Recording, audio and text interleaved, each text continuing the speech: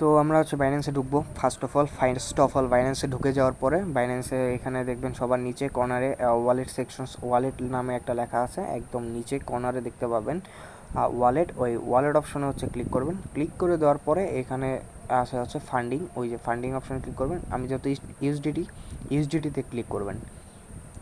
ইউএসডিটিতে click করার পর এখানে দেখবেন হচ্ছে উপরেই আছে হচ্ছে আমার $35 আছে, অ্যান্ড P2P ট্রেডিং লেখা আছে।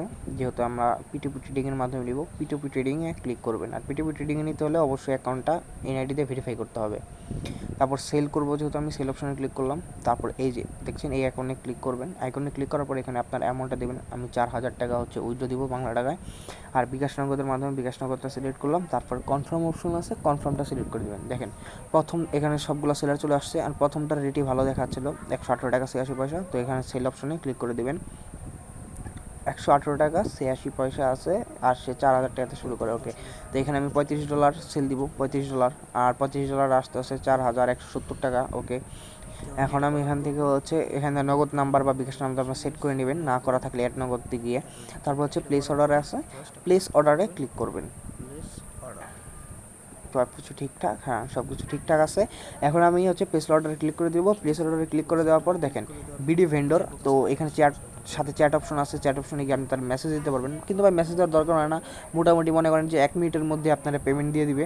আমি একটু অপেক্ষা করে দেখি, 11:43 বাজে, দেখেন কতক্ষণ লাগে পেমেন্ট দিতে। দেখেন ভাই 11:44 বাজে সাথে সাথে ভাই সাথে সাথে আমার পেমেন্ট করে দিছে।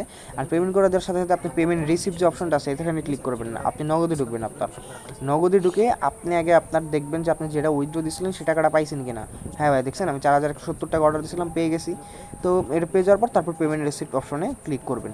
পেমেন্ট রিসিপ্ট অপশনে ক্লিক করে দিবেন। পেমেন্ট রিসিপ্ট অপশনে ক্লিক করার পর হচ্ছে আমার একটা এই যে I have verified the payment, এটাতে ক্লিক করবেন, মানে আপনি টাকাটা পেয়ে গেছেন। দেন কনফার্ম রিলিজ, বাস আপনার এখন হচ্ছে আমার সিকিউরিটি পারপোজ হচ্ছে একটা কোড আসছে।